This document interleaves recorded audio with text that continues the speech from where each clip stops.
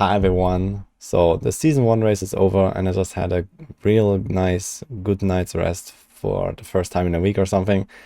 And well, here's my dead hardcore character. So I died at level 93 last night. I was playing since the season started here for 48 hours and 46 minutes, so I was going pretty hard.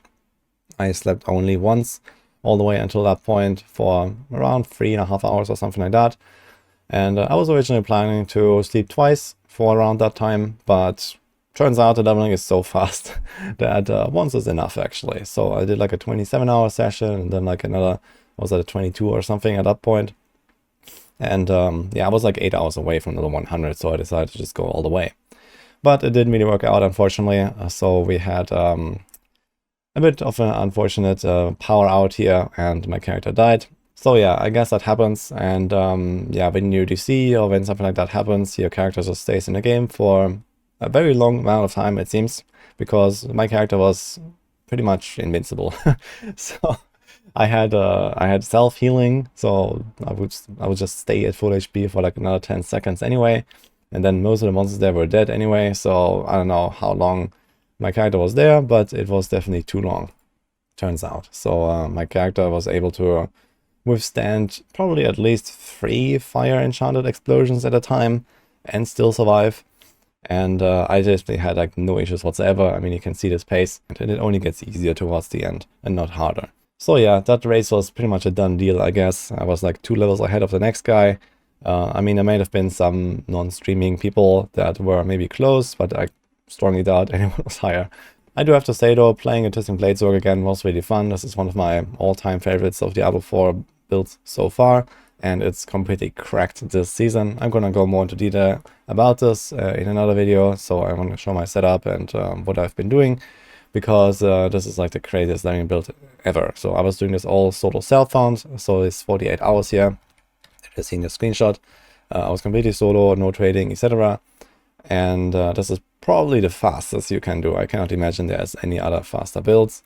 Maybe Flurry, Rapid Fire can come close to this, or maybe it beats it. I don't know. I was strongly considering switching builds to Flurry IF at various stages, but in the end I just stuck to the Twisting Blades that I started with. And yeah, it was a nice ride all the way. One fun fact for this race here is I didn't actually have my Lilith altars prepared, so I actually had to gather them on this character after the season start. So that was really scuffed. So originally, you know, most people have probably prepared them, especially the racers, and well, I didn't. So my original character from back then in hardcore had died, and I had never recollected the altars. And I was actually so swamped with work, with like, you know, preparing for the season and guides and, you know, like the last minute patch notes and everything, so that I just didn't have time, honestly. So I was already on like 4 hours of sleep per night or something for the entire week leading up to launch and leading up to the race. So I was kind of like in an exhausted state, I gotta say. And then I had to power through those like 28-hour sessions. Yeah, that was all right, but I just didn't have time for the altars. I wanted to do it right before the launch, basically, when I start my first stream before the season goes live. And I was just going to take like 2 hours or something, ride around a little bit and get it done. But that didn't really work out, because on that morning we also had like a 10-hour like power out. There was like some scheduled maintenance or something apparently that yeah, basically completely ruined my plans and my to-do list for that day, and I just didn't have time to log in earlier. But okay, so all in all, that cost me like maybe like 90 minutes of basically AFK time. So let's say it would be like 47 hours, and then, as I said, from here on like 8 hours more. So something like 55 hours or so would be the target time for a 1-to-100 solo rogue, guys. So keep that as a benchmark if you want.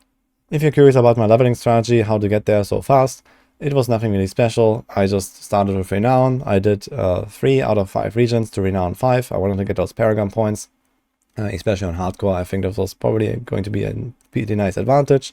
And because we had all those nerfs that made our characters a bit squishier and weaker, I figured having those extra Paragon points would be really helpful. Turns out it was really useless, honestly, because of how powerful we are. We actually got insane power creep from those hearts and all that stuff. At least for the rogues, this was definitely like the craziest build that I've been playing so far, I gotta say, because of those hearts. But again, I'm going to go more into that in another video. But then there's also the stronghold strategy that people were doing, and from what I've seen, others were not exactly much faster than me with that. So there were a lot of people that were like a bit faster, like to level 50 because of the stronghold grind. But yeah, I think this is kind of a meme, to be honest. So at least for anyone who's not trying to be world first, level 100, this is completely useless, I think, because you have to do renown anyway.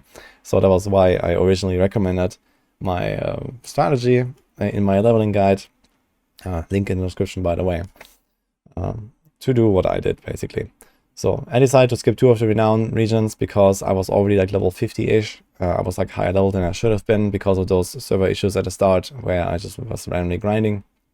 But I think it would be possible to finish all 5 renown regions completely by around level 50 and then just start Nightmare Dungeons all the way. I had a lot of fun, I gotta say, so it's a bit sad that I didn't actually make it to 100. But on the other hand, yeah, the character was done and I had a lot of fun with it. And I was not really going to do much with this rogue post 100. I wanted to try stuff like the Eagle Horn and something like that. But I will level a second rogue eventually after playing some other classes. So we can just do it then. For now, my plans is I'm probably going to start a sorcerer later today. So this is my second class. I'm quite hyped for a Frozen Orb build. I want to try Frozen Orb and maybe Charged Bolts. So one of those two because of those new powers and stuff like that. So it seems very exciting.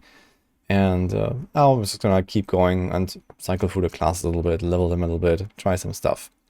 In any case, that's it for my season start and for my little story time here. So I had a lot of fun, I gotta say. Hope you're also enjoying the season. There was a lot of like doom and gloom going on before the start because of nerfs, etc.